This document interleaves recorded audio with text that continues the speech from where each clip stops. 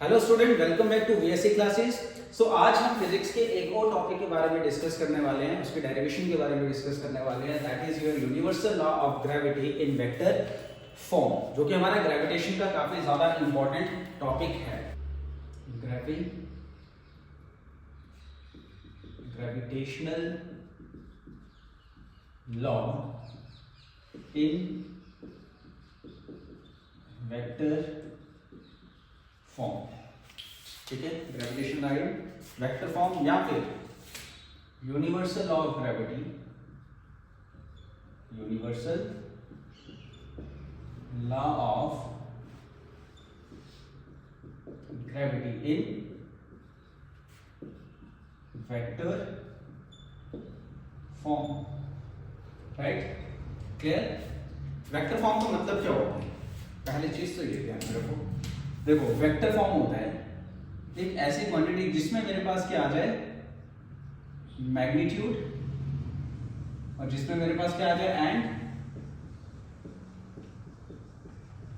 Direction आ जाए। जिसमें magnitude और डायरेक्शन दोनों होते हैं, वही वेक्टर होते हैं। अभी तक हम यूनिवर्सल लॉ ऑफ ग्रेविटी पढ़ रहे थे, जिसमें हम force of gravity find out कर रहे थे। वो क्या था मेरे पास, G m1 m2 upon r का स्क्वायर। ये अभी तक क्यों था, ये सिर्फ और सिर्फ क्या था, क्या शो कर रहा था मेरे पास, क्या शो कर रहा था, मैग्नीट्यूड। ये क्या शो कर रहा था, मैग्नीट्यूड शो कर रहा था, जिसके हम ठीक है वैल्यूज भी फाइंड आउट कर सकते थे, राइट। इसके बाद इसी मैग्नीट्यूड के साथ अगर मैं डायरेक्शन भी ऐड कर देता हूं कि ये जो फोर्स लग रही है, इस फोर्स की डायरेक्शन किस तरफ है, तो वहां पे मेरे पास क्या आ जाता है, ये पूरा का पूरा जो बनता है, ये मेरे पास क्या बनता है, एक वेक्टर लॉ बन जाता है। वेक्टर लॉ में सिर्फ और सिर्फ हम लोग यहाँ पे क्या करेंगे, डायरेक्शन को ऐड करेंगे। अब डायरेक्शन ऐड करने के लिए हम डायरेक्शन किससे ये शो करते हैं, अपने वेक्टर ये चैप्टर है वो पढ़ा हुआ। तो डायरेक्शन हम शो करते हैं यूनिट वेक्टर के साथ। किसके साथ, यूनिट वेक्टर के साथ। तो यूनिट वेक्टर क्या होता है, जिसमें क्या आ जाता है, कैप आ जाता है ऊपर, जिसमें क्या आ जाता है, कैप आता है, ठीक है। सो बेसिकली हमें यहाँ पे मैग्नीट्यूड तो हमने जो पढ़ा था पीछे वही है, साथ ही साथ इसे वेक्टर के फॉर्म में लाना है, तो मुझे इसमें डायरेक्शन भी ऐड करनी पड़ेगी। और डायरेक्शन हम किसके साथ ऐड करेंगे, यूनिट वेक्टर के साथ ऐड करेंगे। कोई डाउट? क्लियर है? ओके, सो करते हैं इसे। वेक्टर फॉर्म में बनाना है, तो सबसे पहले मैं क्या कर लेता हूं, एक कोऑर्डिनेट सिस्टम ले लेता हूं, दिस वन। क्लियर? यहां पे क्या है, यहां पे मेरे पास फोर्स 1 है। ये फोर्स क्या है मेरे पास, 1 लग रहा है, मतलब मास 1 ले लेते हैं। मास 1 में दिस इज मास 1, और यहां पे मेरे पास क्या है, मास 2। मास 1 का जो पोजीशन है वो क्या है, r1। मास 1 का पोजीशन क्या है मेरे पास, r1 पोजीशन है। एंड मास 2 का जो पोजीशन वेक्टर है वो क्या है, r2 पोजीशन वेक्टर है। क्लियर है? कोई डाउट? अब इन दोनों के बीच में एक ग्रेविटेशनल फोर्स तो होने वाली है, दो मासेस के बीच में एक ग्रेविटेशनल फोर्स होने वाली है। अगर मैं उस ग्रेविटेशनल फोर्स की बात करूं, इन दोनों के बीच में एक ग्रेविटेशनल फोर्स होने वाली है, जो कि इनमें फोर्स ऑफ अट्रैक्शन प्रोड्यूस करेगा। अब मास 1 जो होगा ये मास 2 की तरफ जाना चाहेगा, और मास 2 होगा वो मास 1 की तरफ जाना चाहेगा।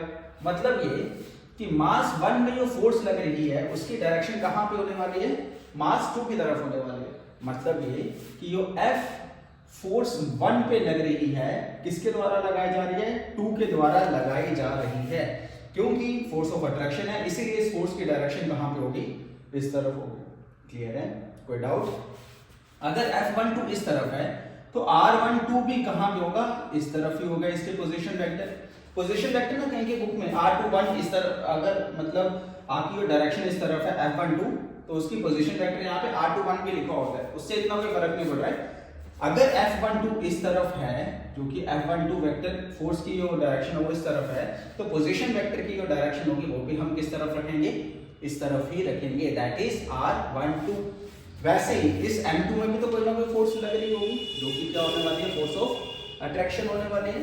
सो F12 में जो फोर्स लगने वाली है यहाँ पे, वो फोर्स क्या होने वाली है, फोर्स 2 पे लग रही है, किसके द्वारा लगाई जा रही है, 1 के द्वारा लगाई जा रही है, क्योंकि ये फोर्स ऑफ अट्रैक्शन है। इसीलिए इस फोर्स की डायरेक्शन कहां पे होगी, टुवर्ड्स द m1 की तरफ। क्लियर। तो इसकी पोजीशन जो वेक्टर होगा वो भी कहां पे होने वाला है, R21, जो कि इस डायरेक्शन में ही होने वाला है। कोई डाउट यहां तक क्लियर है। इसी को अगर देखो मैं एक वैसे ले लूं, यहां से बना लूं, दिस इज मास 1 और यहां पे क्या है आपका मास 2। यही सिस्टम को मैंने कोऑर्डिनेट सिस्टम में रख दिया था, ठीक है।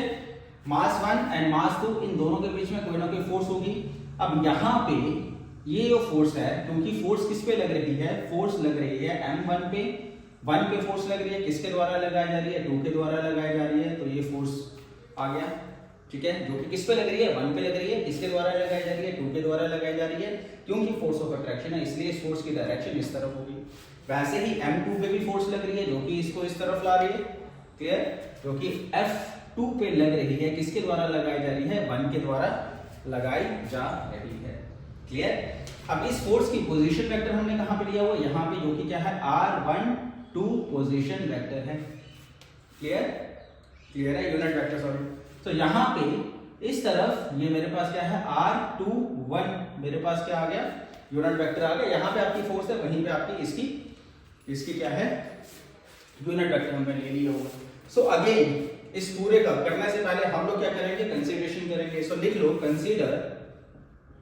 कंसीडर क्या क्या कंसीडर किया हुआ है हमने, 2 मासेस, हमने क्या किया है, 2 मासेस कंसीडर किए हैं, हैविंग मास, या 2 object having mass M1 and M2, M1 and M2 के आगे मेरे पास 2 मासेस आ गए। देन उसके बाद हमने और क्या किया हुआ है, F12 फोर्स है, कौन सी फोर्स है, F12 is the force on 1 due to second. Force 1 पे लग रही है, किसके द्वारा लगाई जा रही है, सेकंड के द्वारा लगाई जा रही है। वैसे F21 जो है ये क्या है, फोर्स ऑन सेकंड पे लग रही है फोर्स ड्यू टू, किसके द्वारा लगाई जा रही है, फर्स्ट के द्वारा, ड्यू टू फर्स्ट के द्वारा फोर्स लगाई जा रही है, क्लियर है, कोई डाउट। देन उसके बाद मेरे पास क्या है R12 क्या है, पोजीशन, R12 क्या है भाई, position vector of F12। Again कहीं के बुक में F12 का पोजीशन वेक्टर क्या लिखा होगा, R21 लिखा होगा, ठीक है। देन उसके बाद R21 ये क्या है, पोजीशन वेक्टर ऑफ F21 का, क्लियर है, कोई डाउट, क्लियर है यहां तक। सो ये हमारी क्या आ जाती है, कंसीडरेशन आ जाती है। सिंपल कंसीडरेशन लिखनी है, जो हम यहाँ पे ले रहे हैं वो ही कंसीडरेशन में हमने क्या कर देना है, लिख देना, क्लियर है। सो पहले हम बात करेंगे F12 की फोर्स की, जो कि फोर्स ऑफ अट्रैक्शन है, ठीक है, ग्रेविटेशनल फोर्स। देन अगेन फिर उसके बाद हम बात करेंगे F21 की बात करेंगे। तो स्टार्ट करते हैं, मैं यहां से स्टार्ट कर रहा हूं, चलो हम बात कर रहे हैं फॉर फोर्स किसकी, F12 की बात कर रहा हूं मैं। कौन सी फोर्स की बात कर रहा हूं, F12 की बात कर रहा हूं, क्लियर है। सो F12 फोर्स में we know that universal of gravity, चलो इसको मैं यहां पे लिख देता हूं, वी नो दैट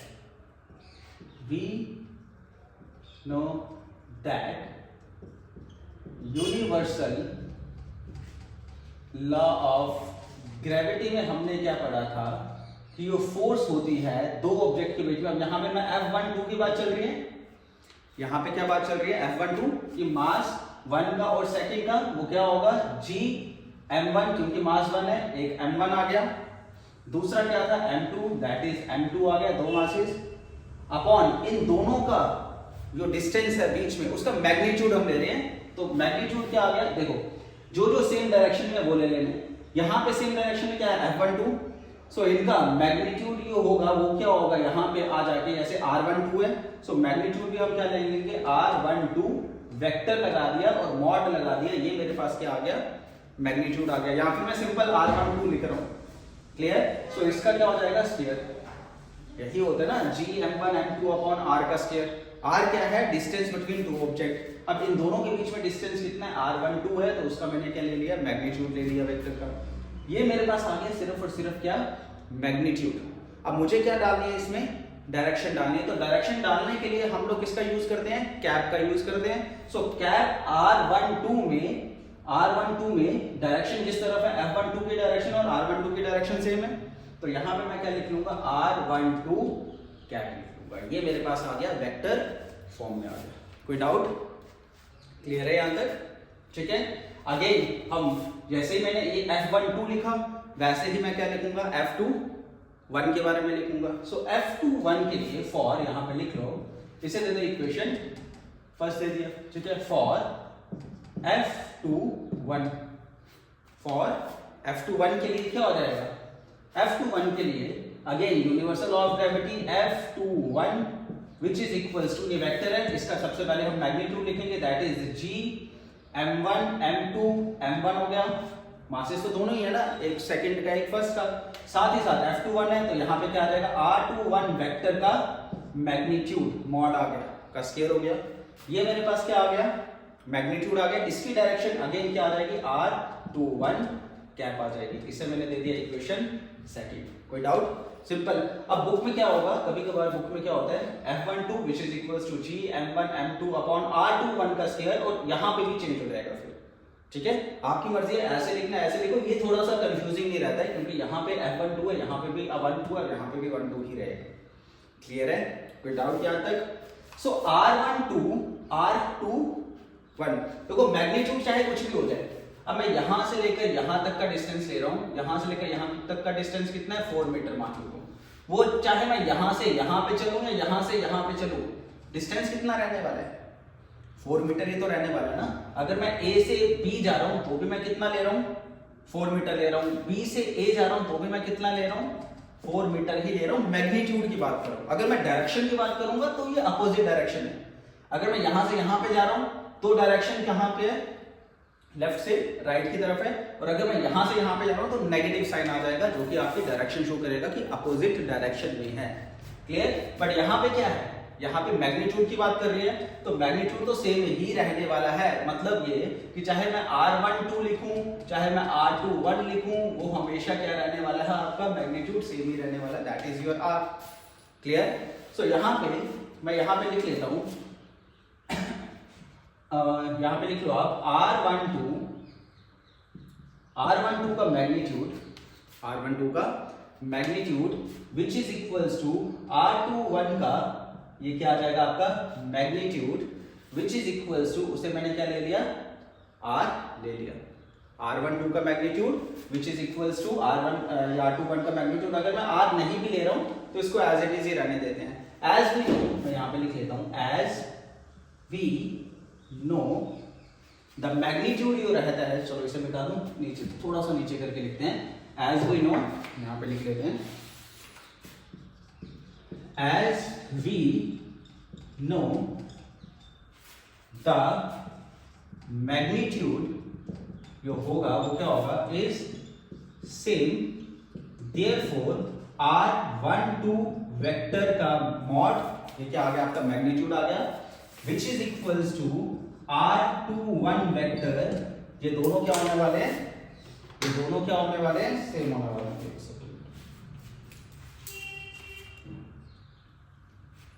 ये कहां पे जाता है?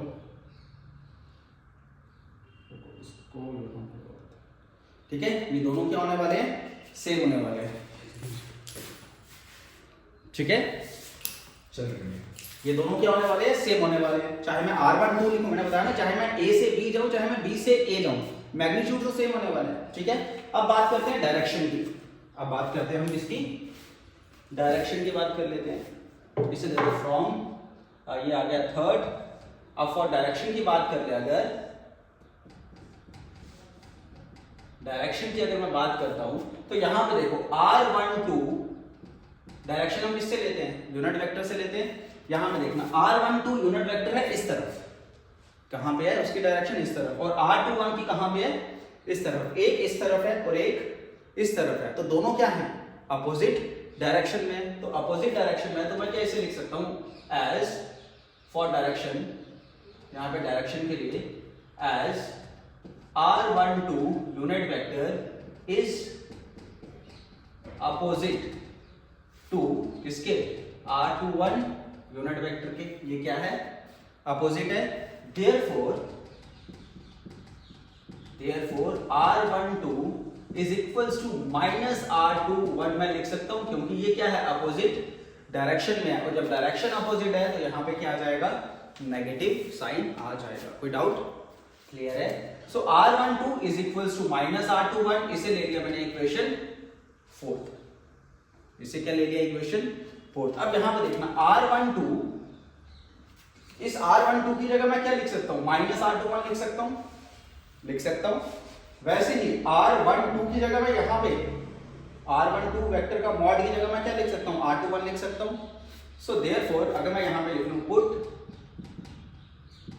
द वैल्यू ऑफ किसकी, r12 vector and r12 unit vector, ठीक है, कहां से, फ्रॉम इक्वेशन, कहां से, third, from equation third and fourth से, और कहां पे, इन इक्वेशन किसमें पुट करनी है मेरे को, first and in equation first में अगर मैं पुट कर लूं तो मेरे पास क्या आ जाता है, equation first becomes, equation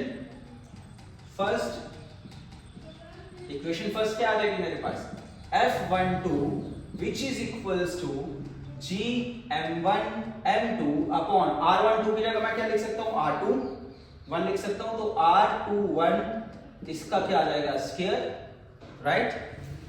r12 की जगह मैं पोजीशन वेक्टर में क्या डाल सकता हूं, माइनस r21 का पोजीशन वेक्टर। कोई डाउट, क्लियर है। So f12 which is equals to, minus को हम आगे ले लेते हैं, this is minus gm1 m2 upon यहां पे क्या आ जाएगा, r21 का स्क्वायर, और यहां पे क्या आ जाएगा, r21 का कैप। ये माइनस को मैंने कहां पे ले लिया, फ्रंट पे लेके चला गया इस इक्वेशन के। अब ये देखो, ये वाला gm1 m2 अपॉन r21 का स्क्वायर, r21, राइट, एंड यहां पे देखो f21, ये क्या है, gm2 m1 r21 और r12 दोनों क्या है, सेम ही है, दोनों क्या है, सेम है। सो मैं कंपेयर कर सकता हूं, इस पूरे की जगह gm1 m2 अपॉन r21 की जगह मैं f21 लिख सकता हूं, क्योंकि ये किसके बराबर है, क्योंकि ये किसके इक्वल है, f21 के इक्वल है। सो कंपेयर, इसे दे दे इक्वेशन, अभी तक कौन सा चल रहा है, फिफ्थ,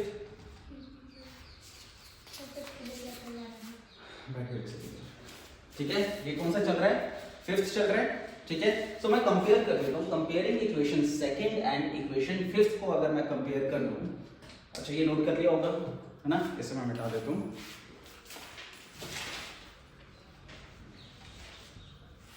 तो अगर मैं कंपेयर कर लूं, कंपेयरिंग किसे, कंपेयरिंग इक्वेशन किसको, कंपेयरिंग इक्वेशन सेकंड और फिफ्थ को, सेकंड एंड फिफ्थ को मैंने क्या कर लिया, कंपेयर किया, तो मैं क्या ये लिख सकता हूं, f21 इज इक्वल्स टू, क्योंकि ये किसके इक्वल है, sorry, comparing equation f21 which is equals to, मैं लिख सकता हूं सर यहां पे f12 which is equals to, ये क्या आ गया, f12 आ गया, और यहां पे क्या लगा हुआ है, माइनस लगा हुआ है, माइनस, और आगे क्या है, gm1 m2 अपॉन r21 का स्क्वायर का r21, वो मैं ये लिख सकता हूं, इसकी जगह ये पूरा का पूरा ये जो है ये यही बन रहा है, इसकी जगह मैं f21 लिख सकता हूं। सो मेरे पास क्या आ गया, f21 आ गया, मेरे पास क्या आ गया, f21 आ गया। अब यहां पे अगर आप एक चीज देखो, यहां पे क्या शो कर रहा है, ये फोर्स है f12 मैग्नीट्यूड में तो इक्वल है, मैग्नीट्यूड में क्या है, इक्वल है, लेकिन इनकी जो डायरेक्शन है वो क्या है, opposite direction. Opposite direction in the sense in दोनों के बीच में जो फोर्सेस है वो क्या है, फोर्स ऑफ अट्रैक्शन है। यहां पे देख लो, एक फोर्स इस तरफ लग रही है, दूसरी फोर्स कहां पे लग रही है, इस तरफ लग रही है, दोनों फोर्सेस ऐसे हैं, तभी तो फोर्स ऑफ अट्रैक्शन बीच में आ रहा है। तो इसका मतलब हियर इन इक्वेशन कौन सी चल रही है, sixth, negative sign shows that, क्या शो कर रहा है, F12 and F21 are equal in magnitude. इन दोनों को मैग्नीट्यूड क्या है, are equal in magnitude and experiences force of attraction. कौन सी, फोर्स ऑफ, ये क्या एक्सपीरियंस कर रहे हैं, फोर्स ऑफ अट्रैक्शन एक्सपीरियंस कर रही हैं। कोई डाउट यहां तक क्लियर है? सो कहीं के बुक में आपको वेक्टर फॉर्म जो होता है वो इतना ही दिया होता है, क्लियर। लेकिन इसके आगे भी हम करेंगे extended form of vector form या extended version of vector form, जिसपे हम क्या करेंगे, यहां तक नोट कर लिया, क्लियर है? ओके, नेक्स्ट हम चलते हैं। हमारे पास ये दो, अच्छा ये मिटा दूं सब, ठीक है। हमारे पास ये दो इक्वेशन बनी थी, चलो इसे ये मिटा देता हूं, ये वाला हिस्सा, ठीक है, क्योंकि ये दो इक्वेशंस की जरूरत हमें पड़ेगी। यहां पे लिख लेते हैं extended version of vector form, extended version of vector form, ठीक है। अब यहां पे देख लो, एक सेकंड में देख लो, वीडियो चल रही है। ओके, यहां पे देख लो एक्सटेंडेड वर्जन, मतलब अब अगर मैं यहां पे बात करूं ना, मुझे एक चीज तो पता है कि अगर R12 ये मेरे पास क्या है, पोजीशन वेक्टर है, ये क्या है, पोजीशन वेक्टर, यूनिट वेक्टर जिसे हम, सॉरी ठीक है, ये मेरे पास क्या है, यूनिट वेक्टर है। तो यूनिट वेक्टर निकालने का फॉर्मूला क्या होता है मेरे पास, R12 वेक्टर, ये हमने वेक्टर्स में पढ़ा हुआ है, R12 vector upon R12 vector का magnitude, right. R12 vector upon R12 vector का क्या आ जाएगा, मैग्नीट्यूड आ जाएगा। अभी तक कौन सी इक्वेशन चल रही है, 6, इसे दे दो इक्वेशन 7th इक्वेशन यहां पे ले लो। We know that R12 unit vector which is equals to R12 upon R12 vector का मॉड या फिर मैग्नीट्यूड ऑफ R12, क्लियर। अब मैं यहां पे ये वाली फिगर में आ जाऊं। हमने ट्रायंगुलर लॉ ऑफ वेक्टर पढ़ा था। ट्रायंगुलर लॉ ऑफ वेक्टर में क्या होता है, यो जो डायरेक्शन सेम है, जैसे ये और यहां पे क्या आ जाएगी, ये डायरेक्शन, ठीक है। हम डायरेक्शन के अकॉर्डिंगली चलें। पहले मैं क्या ले रहा हूं, R12 अकॉर्डिंग टू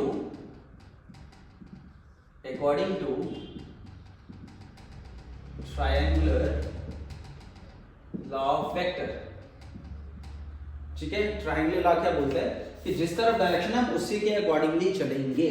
तो यहां से यहां तक क्या है, R1 वेक्टर, अगेन यहां से यहां पे हम चले, फिर उसके बाद यहां से यहां पे, अच्छा मैं यहां पे चलो बना देता हूं, ये वेक्टर क्या है, R1 वेक्टर। यहां से यहां पे आ जाओ, ये कौन सा वेक्टर है आपका, दैट इज R12, ये आपका क्या है, R12 का यूनिट वेक्टर आ जाएगा। फिर उसके बाद ये ऐसे है, ये क्लियर, ये क्या है, R2 वेक्टर, राइट। ऐसे ही है।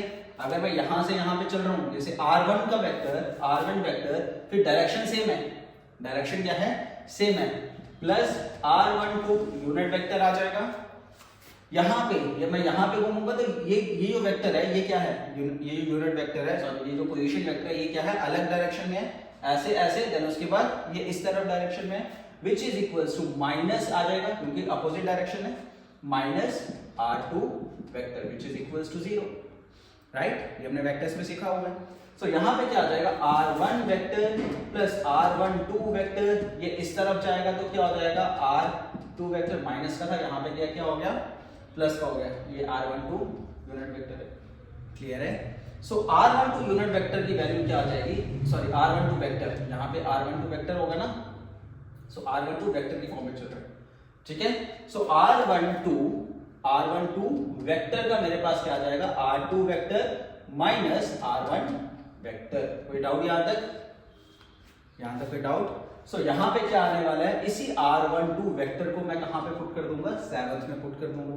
So put the value of R12, इसे दे दो 8, पुट इक्वेशन 8 इन कहां पे, 7 में, तो मेरे पास R12 यूनिट वेक्टर निकल जाएगा जो कि क्या क्या है, R12 की जगह मैं क्या डाल दूंगा, R2 माइनस R1, R12 की जगह क्या डाल दिया, R2 माइनस R1, वैसे R12 की जगह क्या डाल दिया, अपॉन R2 माइनस R1 का क्या आ जाएगा, यहाँ पे मैग्नीट्यूड आ जाएगा। कोई डाउट, कोई डाउट। अब इसी R12 को हमने कहां पे पुट कर देना है, फर्स्ट में पुट कर देना है। पुट दिस वैल्यू, ये जो वैल्यू है आपकी इक्वेशन 9, ये जो इक्वेशन 9 है ये कहां पे पुट कर देंगे हम, अगेन मैं इस साइड मिटा रहा हूं, ठीक है। ये यहाँ से एक्चुअली क्या था कि आधे में क्या हो गया, वीडियो रुक गया, और ऐसा होता है जब भी वीडियो रिकॉर्ड की जाती है ना तो बीच बीच में रुक जाता है, बट ये पूरा करवा चुके थे हम लोग जिसमें कि वीडियो रुक गई थी, बट मैं फिर से समझा देता हूँ एक बार। हमने क्या किया, 9 से हमने R12 position vector find out किया था, R12 unit sorry R12 position जो आपका क्या हो गया यूनिट वेक्टर को फाइंड आउट किया था, और यहाँ से हमने पोजीशन वेक्टर को फाइंड आउट किया था। तो R12 यूनिट वेक्टर की जगह मैं यहाँ पे क्या डाल रहा हूँ, ये वाला वैल्यू डाल रहा हूँ, और R12 पोजीशन वेक्टर की जगह यहाँ पे मैं क्या डाल रहा हूँ, R2 माइनस R1। सो मैंने 9th और 8th को, जो कि मैंने 9th और 8th वहां से लिया हुआ है, उसे कहां पे पुट कर दिया, फर्स्ट में पुट कर दिया। तो मेरे पास G M1 M2 R12 की जगह मैंने क्या डाल दिया, R2 माइनस R1, यहाँ पे क्या आ गया, R2 माइनस R1। अगेन यहाँ पे क्या था, R12 की जगह मैंने क्या डाला, R2 minus R1 upon R2 minus R1 का मैग्नीट्यूड। सो R2 माइनस R1 यहाँ पे भी बेसिया सेम, पावर्स आर एडेड, 2 + 1 क्या हो गए, 3 हो गए, और ये यहाँ पे एज इट इज ही रहा। ये तो हमने निकाला था F12 के लिए। वैसे ही सिमिलरली हमने क्या कर दिया, F21 के लिए निकाला, और F21 के लिए मैंने ट्रायंगल लिया था, this one is your triangle, जिसमें R1 पोजीशन वेक्टर था, R2 पोजीशन वेक्टर जिसकी डायरेक्शन ये थी, एंड हम इस तरफ ले रहे थे R21 position vector. So R2 + R21 minus R1, clear. So ये माइनस R1 गया यहाँ पे, क्योंकि डायरेक्शन इसकी यहाँ पे इस टाइम पे क्या है, अपोजिट डायरेक्शन है इन दोनों से। सो यहाँ पे R21 मेरे पास क्या है, माइनस R2। सो इसी R21 की वैल्यू को मैंने कहाँ पे डाल दिया, यहाँ पे डाल दिया, तो मेरे पास क्या आ गया, R1 माइनस R2, और यहाँ पे पोजीशन वेक्टर भी मैं इसी हिसाब से निकाल सकता हूँ, यूनिट वेक्टर सॉरी। तो यूनिट वेक्टर की जगह मेरे पास क्या आ गया, R1 minus R2 upon R1 minus R2, तो दोनों में बेसिस सेम थे, पावर्स ऐड हो जाती, तो यहाँ पे क्या आ गया, क्यूब आ गया। क्लियर है। So this is vector form आपके एक्सटेंडेड वर्जन में। क्लियर। नेक्स्ट फिजिक्स का हम एक और टॉपिक लेके आएंगे। Till then do whatever you want to do, but don't trouble your study, क्योंकि अब तो एग्जाम भी आप लोगों के पास आने वाले हैं। तो कोशिश करेंगे कि इंपॉर्टेंट क्वेश्चंस का भी एक सीरीज लेके आए, जिसमें इंपॉर्टेंट क्वेश्चंस के बारे में हम लोग बात करें, प्लस साथ ही साथ फिजिक्स के कुछ और टॉपिक्स, इंपॉर्टेंट टॉपिक्स के ऊपर भी हम लोग क्या करेंगे, डिस्कस करेंगे। क्लियर। सो अगर ये अच्छा लगा, ये वीडियो अच्छी लगी, समझ आया, यूजफुल लगी, तो लाइक करें, सब्सक्राइब करें, सो दैट कि और भी अच्छा, और हमें कौन से टॉपिक पे, फिजिक्स के कौन से टॉपिक के ऊपर वीडियो बनानी चाहिए वो आप हमें बताएं, तो नेक्स्ट जो होगा उसी टॉपिक पे हम वीडियो बना देंगे। Okay, thank you.